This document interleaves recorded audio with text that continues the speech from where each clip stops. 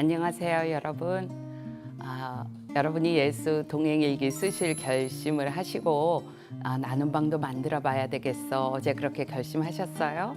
아마 오늘쯤 그 결심이 흔들리실 거라고 생각이 돼요. 아유, 매일 어떻게 일기를 쓰겠어? 나눔 방을 해서 어떻게 사람들하고 일기를 나누겠어? 이래서 안 할 이유들을 굉장히 많이 질문들을 하셔요. 그래서 제가 오늘은 안 할 이유에 대한 모든 답을 좀 드려보고 싶어요. 첫 번째 이런 질문을 하세요. 노력해서 우리가 성화되는 존재가 아니라면 그러면 이렇게 훈련을 어떤 영성 훈련을 하는 건 도대체 무슨 의미예요? 이런 질문을 하시더라고요. 왜 그러냐 하면 대부분 이 예수동행 일기를 처음에 쓸 때 되게 힘들어 하셔요. 그래서 훈련을 같이 하는 동지가 있으면 쉽게 할 수 있거든요. 그래서 같이 훈련을 해보자는 의미로 나눔 방을 만드시라고 했어요. 여러분, 우리가 이런 훈련을 한다고 해서 우리가 거룩한 존재로 바뀌는 건 아닙니다. 우리가 다 경험하지만 내가 어느 순간에 굉장히 거룩한 존재 같다가도 작은 일 하나에 무너지고 나면 나는 변화될 수 없나 봐. 나는 이 정도밖에 안 돼. 이렇게 굴러 떨어질 때가 있잖아요. 그러면 훈련하는 의미가 뭐야? 훈련해서 거룩해지지 않는다면 이 일은 왜 해야 되지? 이런 질문이 우리 안에 생겨요. 그래서 저는 이것을 체질 개선이라는 그런 단어로 표현하고 싶습니다. 우리가 건강을 위해서 인스턴트 음식을 즐기던 사람이 자연식을 먹게 되면 그것이 금방 입에 달게 여겨지지 않잖아요. 그것이 자기 입에 익숙하게 되는 시간이 걸리더라고요. 똑같아요. 영적인 것이 체질화되고 자기에게 익숙한 것이 되고 자기에게 좋아지는 것이 되려면 시간이 걸리고 그리고 영적인 체질이 바뀌는 훈련이 필요한 것 같습니다. 그래서 세상 가치에 우리가 너무 익숙해져 있어요. 그리고 세상적으로 좋은 일들이 너무 많아요. 그런데 마치 입에 좋은 게 몸에 좋은 거가 꼭 아니듯이 내가 세상에서 좋아하는 거가 내 영적으로 유익한 것이 아니기 때문에 내 몸에 좋은 것이 실제로 내가 좋아지고 내 영에 유익이 되는 것이 내 마음으로도 좋아지는 이 훈련을 같이 하자는 것입니다. 그래서 이것이 체질 개선 훈련이다. 그렇게 말씀드리고 싶어요. 주님과 같이 사는 삶이 익숙해지고 내게 기쁨이 되도록 하는 것입니다. 두 번째는요. 우리의 일상이 매일 반복되잖아요. 직장 가고 애들 돌보고 집안일하고 매일 똑같은 일들이 반복되거든요. 그래서 일기를 같이 쓰자고 하면 이렇게 말씀하세요. 아유, 맨날 그날이 그날인데 나눌 게 없어요. 이렇게 얘기하세요. 근데 제가 한 10년쯤 일기를 쓰다 보니까 이제 알게 된 게 있어요. 저도 일기 쓰기 싫은 날이 있거든요. 근데 그날은 아무 일이 없는 평범한 날이어서 일기를 쓰기 싫은 게 아니고 제 마음이 뭐 때문에 굳어져 있든지 제 마음이 가라앉아 있든지 영적으로 주님께 반항하고 있든지 이런 날이어서 쓰기 싫은 것이지 실제로 아무 일이 없는 평범한 날이어서 쓰기 싫은 게 아니라는 것을 알게 되었어요. 예수 동행일기를 쓰는 거는요. 어떤 특별한 다이나믹한 쓸거리를 내용으로 삼아 쓰는 게 아니고요. 너무나 평범한 일상, 지극히 단조로운 일상에 예수 그리스도 그분으로 인하여 빛을 공급하는 것. 나의 일상이 잠에서 깨어나 반짝반짝 살아 일어나는 것과 같은 그 삶을 살기 위해서 일기를 쓰는 것입니다. 우리가 신문에서 뉴스에서 보잖아요. 매일 파티를 하고 정말 너무 부러워 이런 삶이 되는 사람도 자살하는 일들이 왕왕 일어나는 것을 봅니다. 연애하는 사람 보면 아무 일도 아닌 일인데 너무 기쁘고 행복하잖아요. 차 한 잔을 커피숍에서 마셔도 그게 기쁨이 되고 즐거움이 되는 건 두 사람 사이에 사랑의 교제가 있기 때문에 그런 거잖아요. 관계가 모든 걸 바꾸거든요. 그래서 쓸 게 없다는 분들에게 제가 말씀드립니다.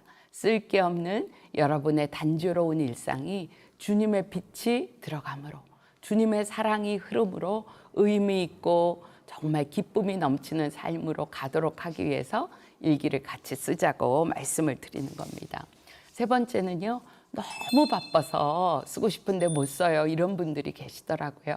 맞아요. 실제로 삶이 너무 바쁘면 잠잘 시간도 없는데 어떻게 앉아서 일기를 쓰겠어요. 그래서 저는 100번 그 말씀이 이해가 됩니다.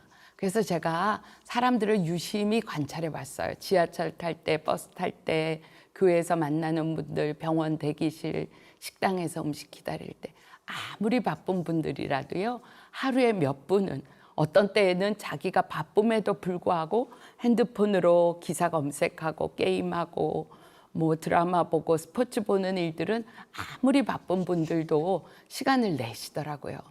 예수 동행 일기는요, 정말 그런 시간에, 그 짜투리 같은 시간에 다른 분들 일기도 읽고 댓글도 달고 컬럼도 읽고 자기 일기도 메모해서 쓰면서 버려지는 시간 없이 그렇게 의미 있는 시간을 갖도록 하는데 너무 중요한 도구가 된다고 싶습니다. 우리의 일상에 자투리 시간을 주님께 드리면 주님 앞에 이 시간들은 빛나고 아름다운 소중한 시간이 됩니다. 저는 그렇게 권면해요. 너무 바쁘시다는 분들에게 우리가 너무 바쁘기 때문에 오히려 일기를 써야 됩니다. 아주 짧은 메모, 한 줄 메모 같은 일들을 통하여 그냥 흘려가는 나의 일상이 되지 않도록, 나의 일상의 하루의 의미가 잊어지지 않도록 하기 위해서 바쁘신 분들은 꼭 시간을 내어 써보시라고 권면을 드립니다. 또 이런 질문을 하시는 분들도 계세요. 연세가 많이 드셔서 공부를 하실 기회가 없으셨던 분들이나 그런 분들이 계시잖아요. 그래서 아유, 글을 써요? 일기를 쓰는 일은 고학력자나 하는 일 아니에요? 이런 얘기를 하세요. 물론 글을 써보시는 분은 글을 잘 쓰겠죠. 근데 우리가 일기를 쓰는 일은 글짓기 하자는 게 절대 아니거든요. 이 일기를 쓰는 거는 하나님이 주신 은혜를 담는 그릇일 뿐이잖아요. 초점은 예수님 그분. 예수님 그분이 내 일상에 어떻게 행하셨는지를 우리가 기록함으로 기억하고 그것을 누리기 위한 거니까요. 수려한 문장보다 투박한 한 문장, 어떤 때는 문장이 되지 않는 한 단어의 메모라도 너무나 훌륭한 일기라고 싶습니다. 다른 사람은 그것이 무슨 글인지 알아볼 수 없어도요, 쓴 사람 본인은 그것을 알 수 있으리라고 싶어요. 저희 교회 연세 많이 드시고 공부도 못하셔서 이렇게 쓰는 일도, 초등학교도 공부를 못하셨던 그런 연세 많으신 권사님이 계신데 쓰신다고 하시더라고요. 그래서 제가 깜짝 놀라서 어떻게 쓰시는지 여쭤봤더니 그냥 노트에 삐뚤삐뚤한 이런 글씨로 쓰시는 거예요. 남이 보면 잘 알아보기 힘들었어요. 그런데 권사님에게 권사님 일기 쓰시면서 어떤 일기 쓰셨어요? 그러고 여쭤봤더니 권사님이 진한 전라도 사투리로 우리 주님과 친해버렸지 이러시더라고요. 그래서 제가 아멘, 아멘. 그거면 됐어. 이렇게 생각했어요. 여러분도 그렇게 어렵게 여기지 말고 한번 시작해 보시기 바랍니다. 그 다음에 되게 솔직한 질문인데요. 일기를 같이 나눈 방에서 하다 보면 어디까지 나눠야 될까 이런 고민이 생기시더라고요. 이제 물론 써보시면서 그 점에 대한 거가 조절이 되시겠지만요. 예수 동행일기는 생활일기가 아니거든요. 하루에 있었던 일을 미주알 고주알 다 쓰는 것도 아니고요. 자기 안에 일어난 모든 걸 다 오픈해야 되는 것도 아니에요. 일상 중에서 하나님이 함께 하셨던 순간, 의미 있었던 일들, 이런 일들을 쓰면 되고요. 그리고 또 꼭 그 일의 구체적인 내용을 설명할 필요가 없을 수도 있습니다. 그러나 제가 한 가지 짚고 넘어가고 싶은 건 쓸 수 없는 그 일의 실체가 무엇일까를 스스로 돌아볼 필요는 있을 것 같아요. 쓸 수 없다고 생각하는 그 일이 다른 사람하고 관련된 일인가? 아니면 나의 영적으로 감추고 싶은 일인가? 저희 나눔 방에도요, 이런저런 고백이 올라와요. 다 믿음이 좋은 사모님들 같은데 매일 드라마에 넘어지는 고백도 올라오고 핸드폰 게임에 넘어지는 고백도 올라오고 새벽 기도에 늘 빠지게 되는 고백도 올라와요. 그거 쓰는 거 굉장히 부끄럽게 여길 수 있는 일이거든요. 근데 거기에 부끄러움을 무릅쓰고 올리는 이유는 하나예요.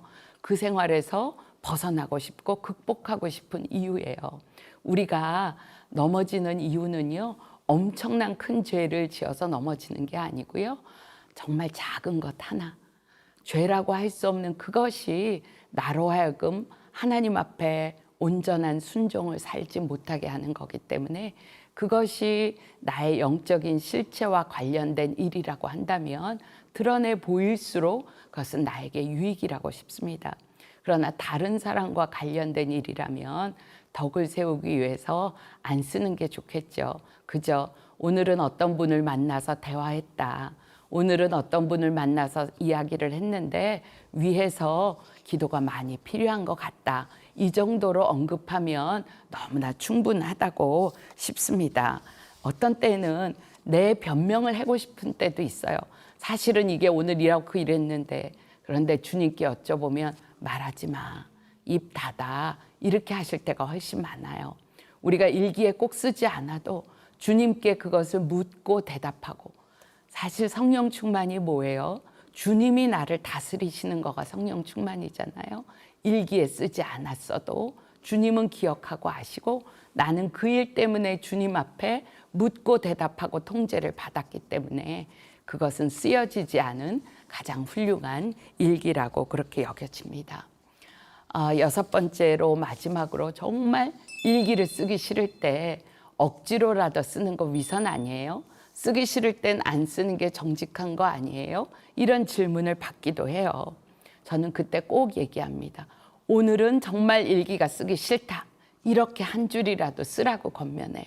그렇게 한 줄이라도 일기를 쓰는 건요, 안 쓰는 거와 하늘과 땅 차이예요. 많은 사람들이 자기의 실패를 굉장히 부끄러워합니다. 그런데 실패한 것을 기록했다는 것은 실패를 가지고 어둠에 들어가지 아니하고 빛 가운데로 가지고 나왔고, 빛 가운데로 가지고 나와 주님께도 다른 지체에게도 그것을 드러냈다면 이미 승리인 거죠. 오늘은 일기가 정말 쓰기 싫어, 이 한 줄이 사실은 그에게 영적으로 어둠에 들어가지 않고 박차고 나온 굉장한 승리의 기록이라고 그렇게 싶습니다.